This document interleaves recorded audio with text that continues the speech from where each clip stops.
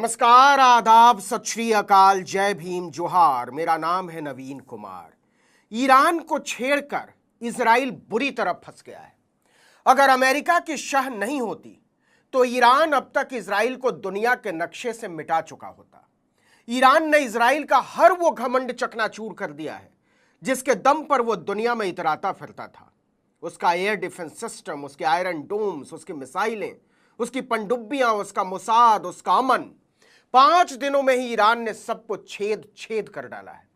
और Israel America ये कर क्यों रहा है?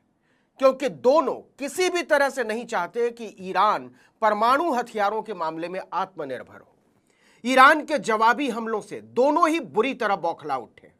इस हताशा का अंदाजा इसी से लगाइए कि खुद अमेरिकी राष्ट्रपति डोनाल्ड ट्रंप अपने ट्वीट में ईरान के सुप्रीम लीडर आयतुल्लाह खामनेई की हत्या की बात कर चुके हैं। वहीं इजरायली प्रधानमंत्री बेंजामिन नेतन्याहू बार बार इस्लामिक शासन को उखाड़ने की बात कर रहे हैं। आईडीएफ और मोसाद ने ईरान के नतांज और इस्फहान में परमाणु स्थलों, मिसाइल परिसरों और सैन्य प्रतिष्ठानों को निशाना बनाया है और ईरान के कई शीर्ष कमांडर और परमाणु वैज्ञानिकों को उसने मार डाला है। यानी अब इजराइल सीधे सीधे ईरानी शासन की बुनियाद पर चोट कर रहा है, उन बुनियादों पर जिस पर ईरान का गौरव बोध और शक्ति बोध सिर उठाकर दुनिया में खड़ा नजर आता है। यहां जो बुनियादी सवाल है वो ये कि इजराइल और अमेरिका का दुश्मन ईरान है या फिर आयतुल्लाह खामनेई और उनका शासन। दोनों का मकसद केवल ईरान में सत्ता बदलना तो नहीं है, और अगर ऐसा है तो क्या वो सचमुच में ऐसा कर सकते हैं? इसी योजना के तहत इजरायली प्रधानमंत्री ने ईरान की जनता को सीधे संबोधित करते हुए उनसे देश के इस्लामिक शासन के खिलाफ खड़ा होने का खुला आह्वान किया था। इजराइल के कई नेता ऐसी ही अपीलें जारी कर चुके हैं, लेकिन इससे पहले का सवाल यह है कि ईरान को लेकर अमेरिका इतना आक्रामक क्यों हो उठा है?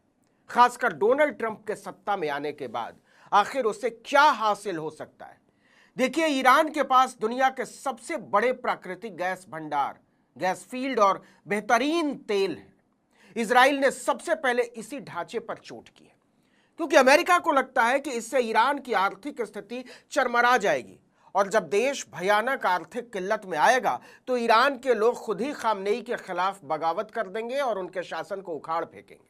और जब ईरान आर्थिक तौर पर कमजोर पड़ेगा तो उसके परमाणु और सैन्य कार्यक्रम अपने आप ध्वस्त होते चले जाएंगे। इसीलिए वो चुन चुनकर सैन्य कमांडरों और परमाणु वैज्ञानिकों को निशाना बना रहा है। आपने गौर किया होगा, अभी तक अमेरिका क्या फैलाता रहा है कि ईरान की असली ताकत हमास है, इस्लामिक जिहाद है, हूती विद्रोही हैं या हिजबुल्लाह जैसे संगठन हैं जिन्हें उसने अपने पैसे और हथियारों के दम पर खड़ा किया है। लेकिन अंदर ही अंदर अमेरिका लंबे समय से मानता रहा है कि यह मान्यता ठीक नहीं है और ईरान की असली ताकत दरअसल आयतुल्लाह खामनेई है, जिन्होंने एक ऐसा तंत्र खड़ा कर दिया है जिसे भेदना कम से कम इजराइल के अपने बस में तो हरगिज नहीं है।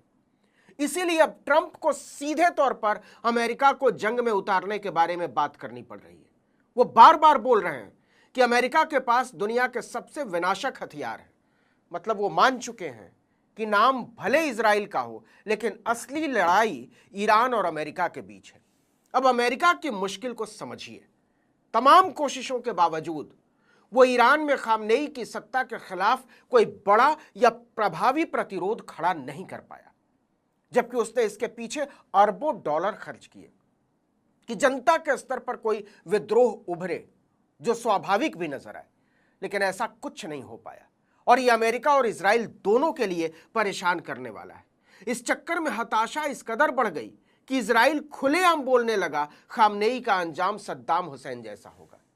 यह बात हवा में नहीं कही गई है, ये एक तरह से आयतुल्लाह खामनेई के समर्थकों को चेतावनी है कि हमारा आना तो तय है और आने के बाद हम आपका क्या हाल करेंगे ये सोच लो।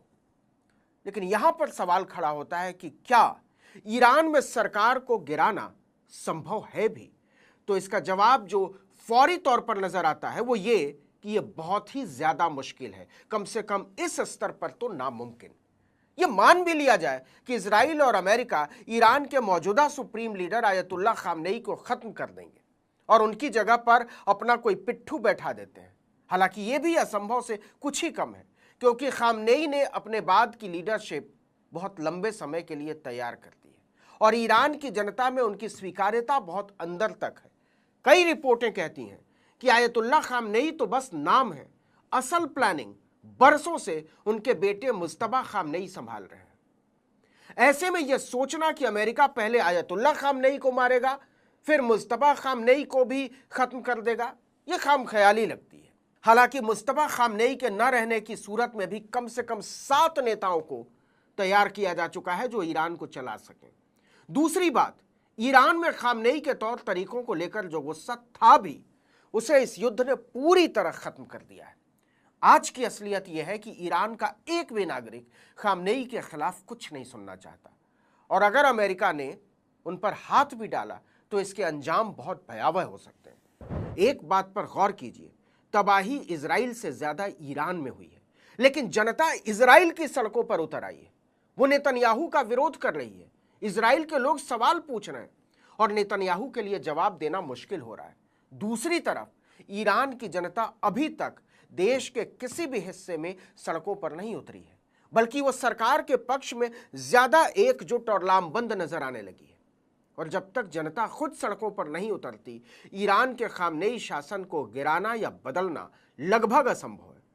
अब जरा कनाडा से वापस लौटते हुए डोनाल्ड ट्रंप के हताश बयान को समझने की कोशिश कीजिए।